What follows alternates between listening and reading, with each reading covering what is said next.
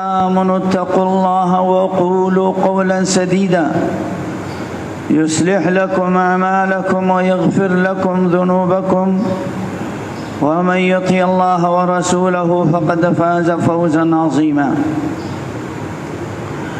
وقال تعالى: يا أيها الرسول بلغ ما أنزل إليك من ربك وإن لم تفعل فما بلغت رسالته والله يعصمك من الناس إن الله لا يهدي القوم الكافرين. وقال تعالى: اليوم أكملت لكم دينكم وأتممت عليكم نعمتي ورضيت لكم الإسلام دينا.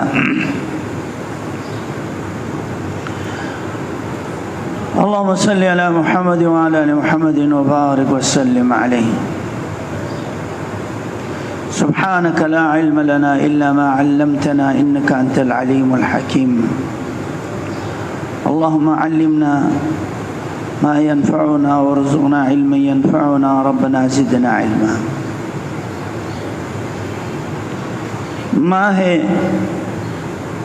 رجب کے آخر ہیں.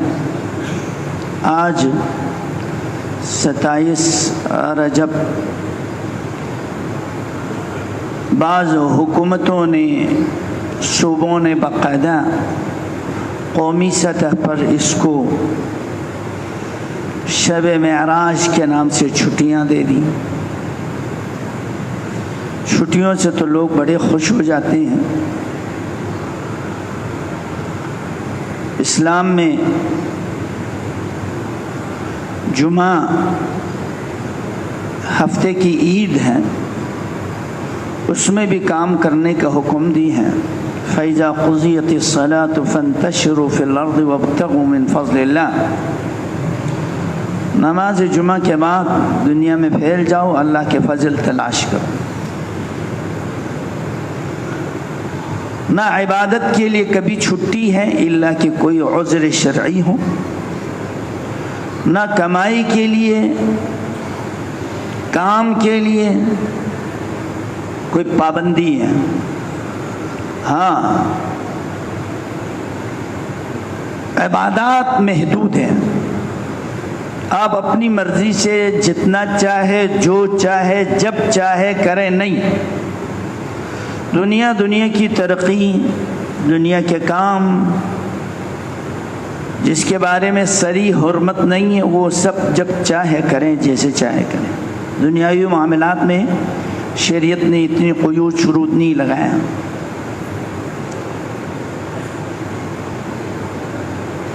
اس مہینے میں پہلا جب جمعرات کا دن ہو تو کوئی 12 رکعت نماز پڑھتے ہیں، کوئی 1000 رکعت کی نماز پڑھتے ہیں، کوئی صلاۃ و تسبیح پڑھ لیتے ہیں، جس کو اللہ کے نبی نے اس دن کے ساتھ خاص نہیں کیا. اور الفیت الصلاۃ 1000 والی، 12 رکعت والی تو من گھڑت روایتیں ہیں. اس مہینے میں دوسرا کام، کچھ لوگ مخصوص روزے رکھتے ہیں. اس بارے میں جتنی بھی روایتیں ہیں ساری من گھڑت ہیں، صحیح نہیں ہیں، ضعیف روایتیں ہیں. رمضان میں ایک عمرہ حج کے برابر ہے، تو لوگوں نے اس مہینے میں بھی عمرے کی فضیلت کو زیادہ قرار دی ہے، جس کے بارے میں ٹھوس کوئی روایت نہ نبی سے، نہ صحابہ سے، نہ آل بیت سے ثابت ہے.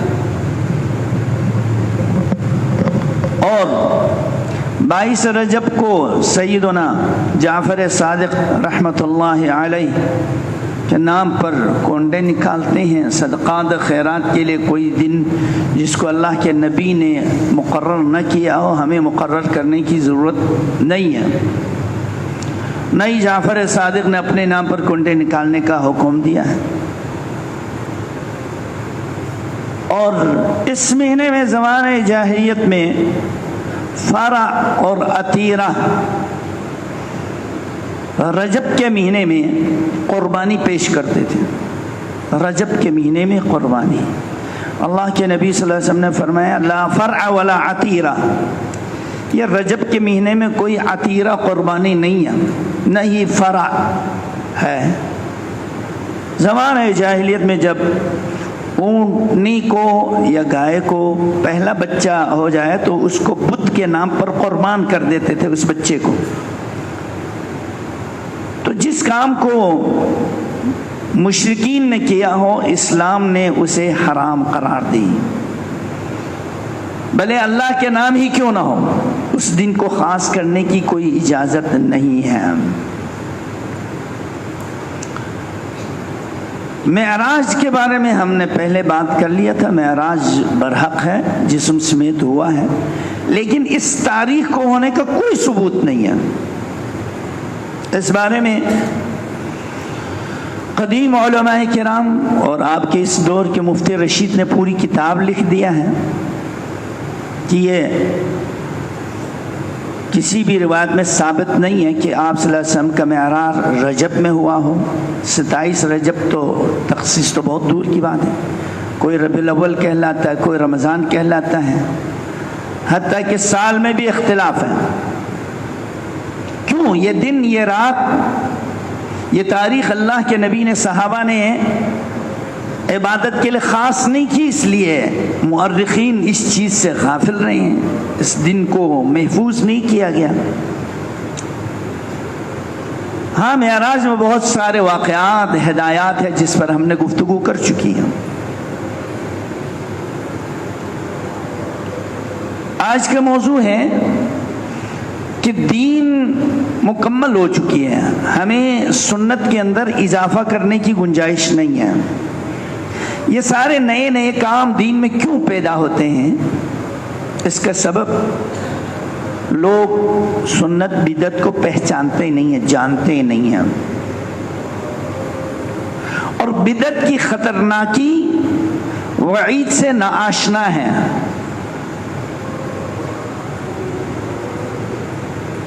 نبی علیہ الصلاۃ والسلام لوگوں کی رہنمائی کے لیے آئے. آپ وسیلہ ہیں ہمارے اور اللہ کے درمیان کہ کون سے عمل ہیں جس کو کرنے سے اللہ خوش ہو جاتا ہے. جبریل نبی کو بتاتا ہے، نبی امتی کو بتاتا ہے. جب تک اللہ کرنے کا حکم نہیں دیتا، نبی کو بھی اختیار نہیں اپنی طرف سے کوئی اچھا کام ایجاد کر لیں. مکے کے اندر صرف نماز ہی فرض ہوئے، آپ نے وہاں پر جہاد شروع نہیں کی، حج شروع نہیں کیا،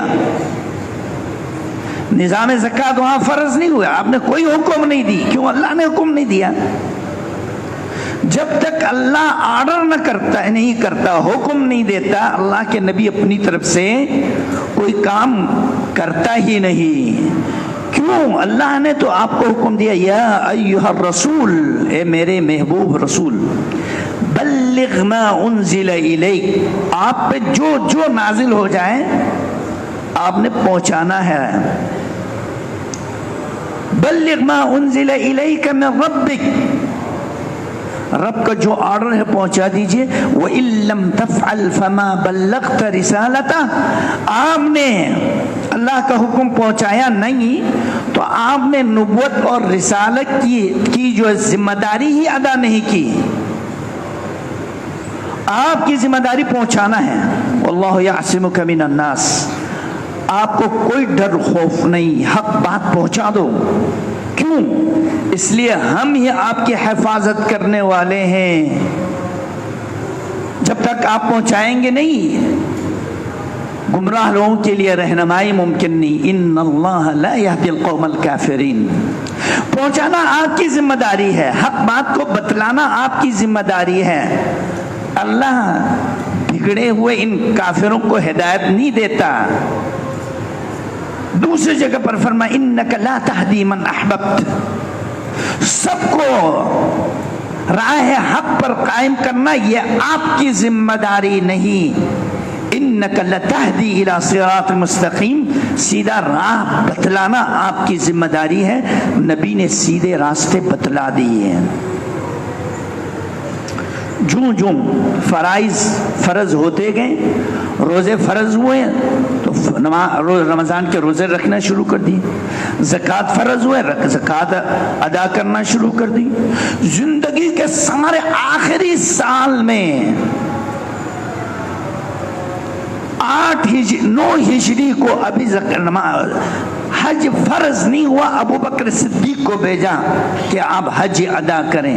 جب آپ پہ حج فرض ہوئے تو 10 ہجری کو جا کے آپ نے زندگی کے آخری سال میں حج ادا کی۔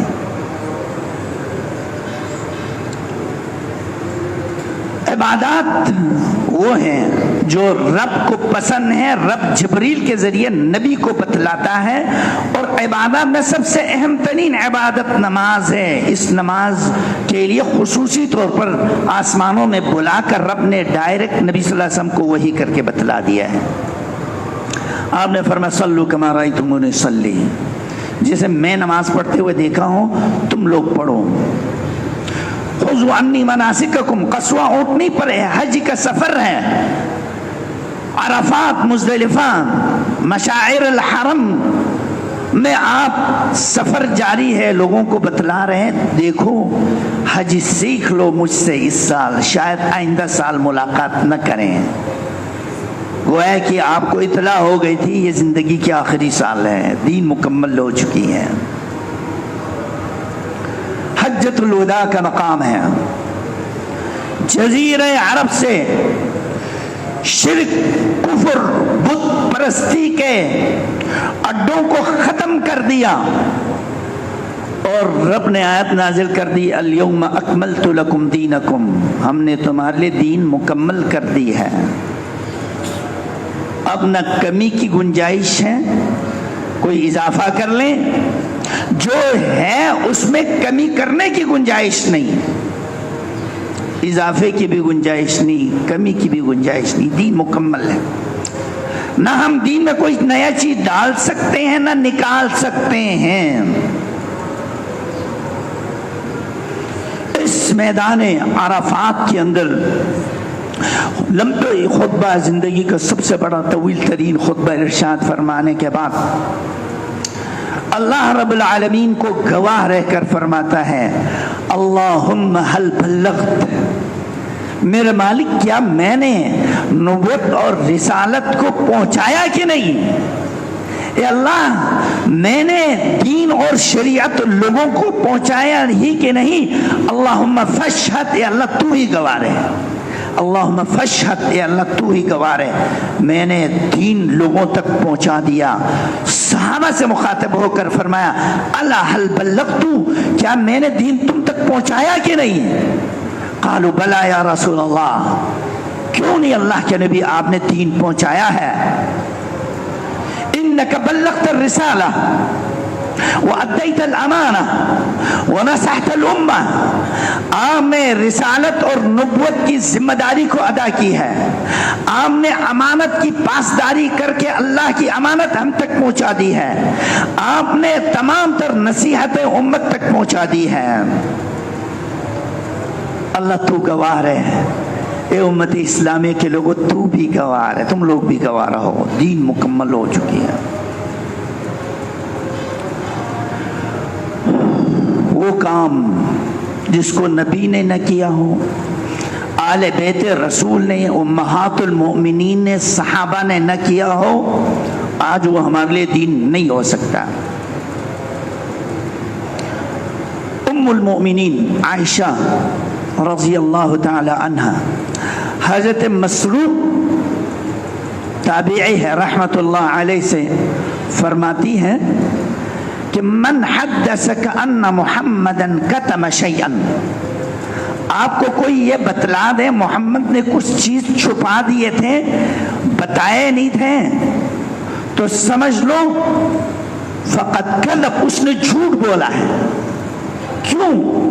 اللہ نے کہا یا ایھا الرسول بلغ ما انزل الیک، نبی نے پہنچایا ہے، نہ کسی کے لیے حق چھپا کے رکھا ہے، نہ کسی کا حق مارا ہے، نہ اللہ کے حقوق کے بارے میں آپ نے چھپائی ہے، جو کچھ عبادت ہے وہ خود کر کے دکھلایا ہے۔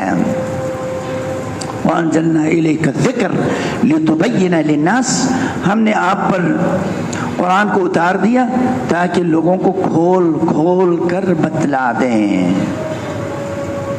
دین کو واضح کر دیا۔ ترکتکم علی المحجۃ البیضاء لیلها کنہارها، مسند احمد کی روایت ہے، ابن ماجہ میں بھی ہے اسی معنی میں۔ دین اتنا واضح ہے، رات نام کی کوئی چیز نہیں، روشن ہے دین، روشن، کوئی تلاش نہیں کرتا، دیکھتا نہیں، خود اندھا ہے، نہ قرآن پڑھ سکتا، نہ شریعت کو پڑھ سکتا، نہ حدیث نبوی کو پہچانتا ہے، نہ قرآن حدیث میں تمیز کر سکتا ہے،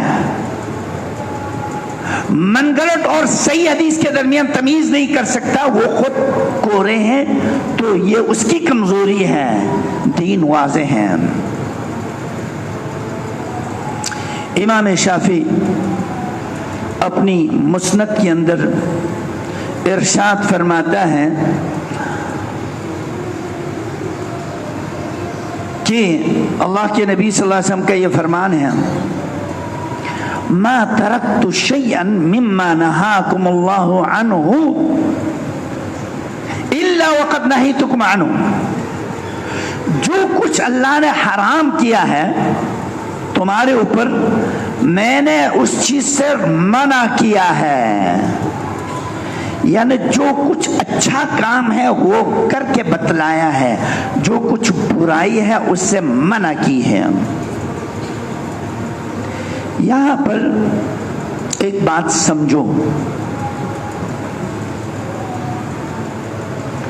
حرام محرمات گنی چنی ہیں،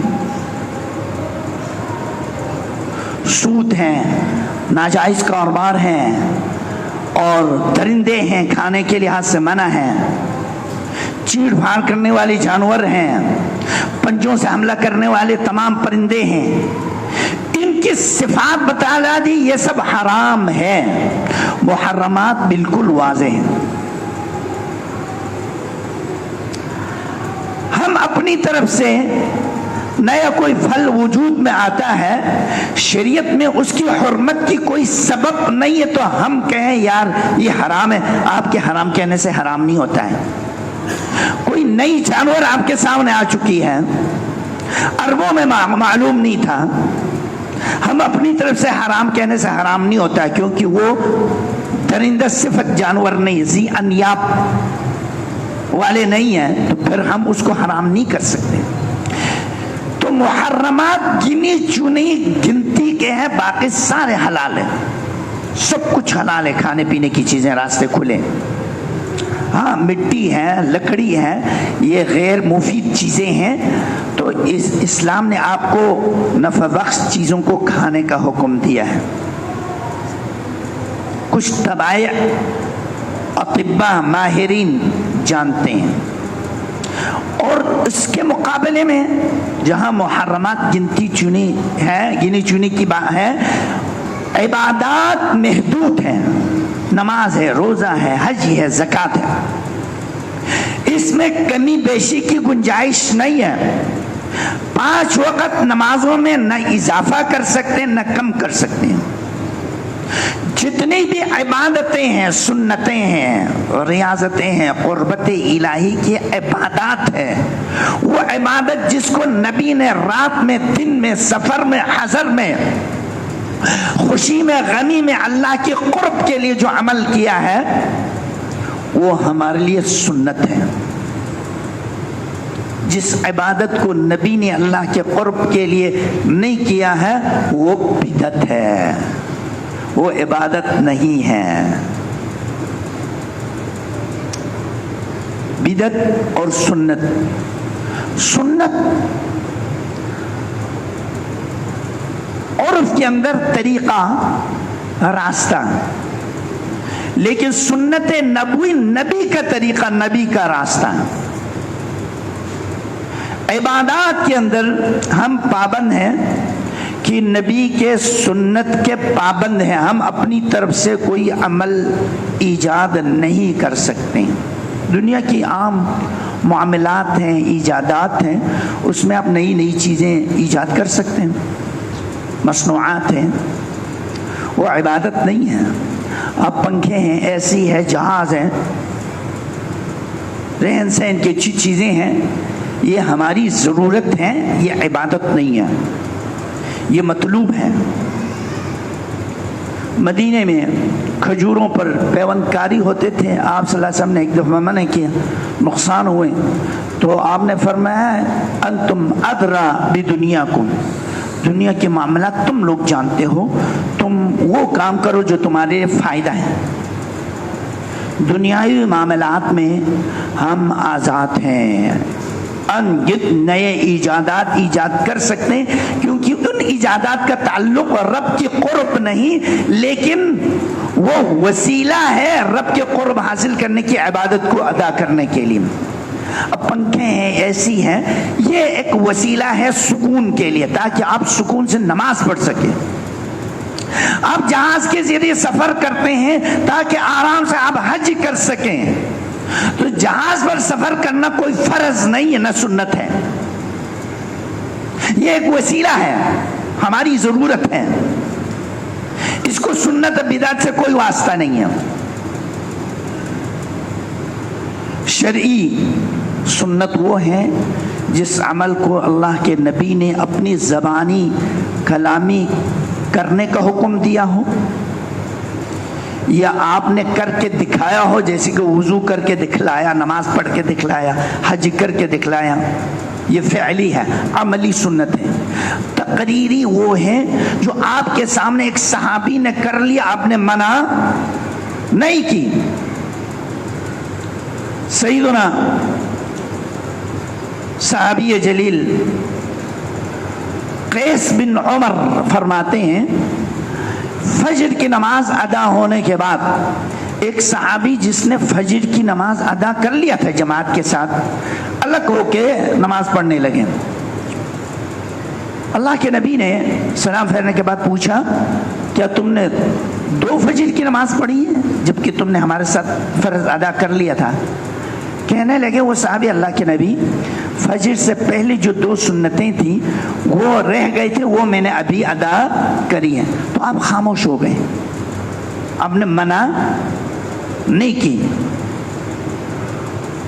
اب یہ ہے تقریری, آپ کے سامنے ایک عمل کیا, آپ نے منع نہیں کی, اس کا معنی یہ جائز ہے, اس کا معنی یہ جائز ہے. میدان عرفات میں حج کے موقع پر آپ کے سامنے سترہ رکھا ہوا ہے. عبداللہ ابن عباس گدھے پہ سوار ہو کے کچھ صف کے حصوں سے آگے گزر گئے. نبی صلی اللہ علیہ وسلم کا سترہ ہے, تقریری ہے, نبی نے دیکھ لیا وہ ادھر سے گزر گیا تھا کہ گدھے پر. تو اس کا معنی یہ امام کا سترہ موجود ہے, آگے سے کوئی گزر جاتا ہے تو نماز خراب نہیں ہوتا, یہ تقریری ہے. زب خالد ابن ولید نے کھا لیا, اللہ کے نبی نے فرمایا مجھے گن آتی ہے, ہمارے علاقے میں یہ چیز نہیں ملتی, آپ نے نہیں کھایا, حرام نہیں کہا.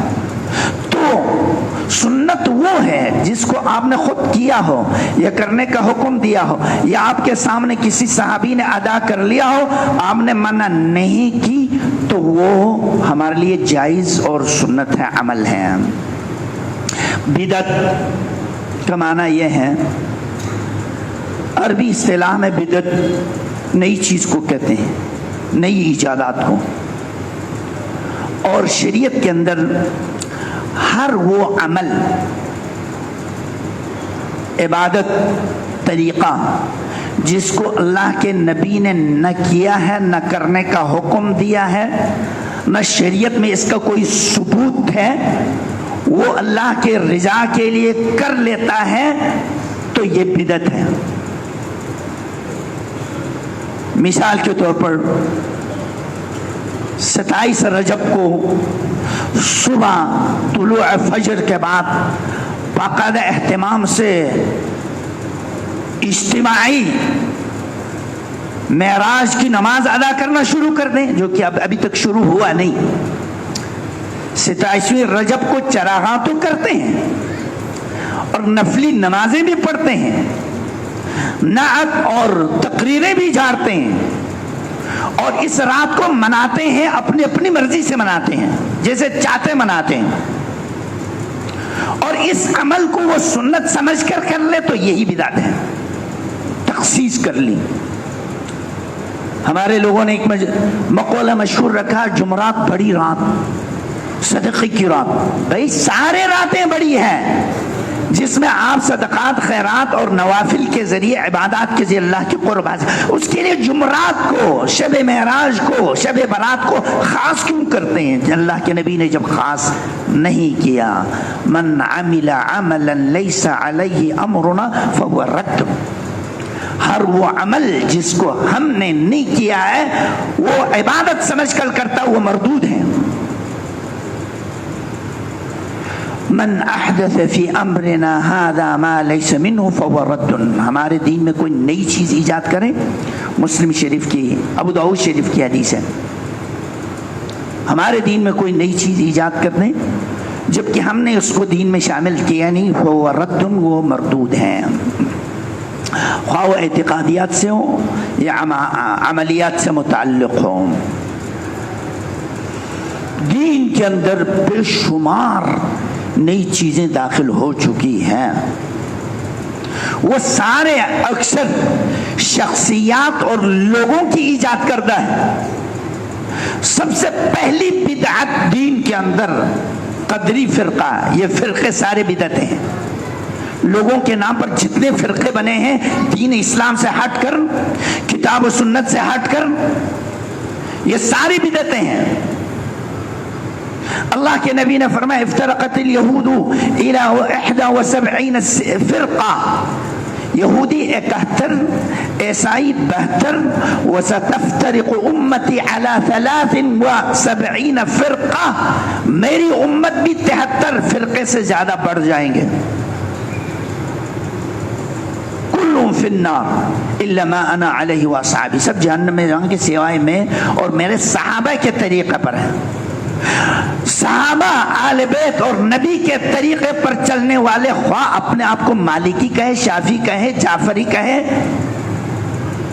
یا سلفی کہیں، قرآن و سنت کو فالو کرتا ہے، وہ صحابہ کا طریقہ، نبی کا طریقہ، آل بیت کا طریقہ ہے۔ اس کو چھوڑ کر شخصیات کی طرف چلے جائیں، ان میں سے قدری فرقہ ہے، جہمی ہے، معتزلی ہے، ناصبی ہے، سبائی ہے، قادیانی ہے، آپ کے سندھ کے اندر گوہری ہے، آغا خانی ہے، نصیری ہے، شام کے بشار الاسد والا، بحری ہے، اہل قرآن لاہور کا جو منکر قرآن پرویز نکلا، یہ سارے فرقے باطلہ ہے۔ اکثر و بیشتر علماء نے ان سب کو باطل فرقہ قرار دیا گیا ہے۔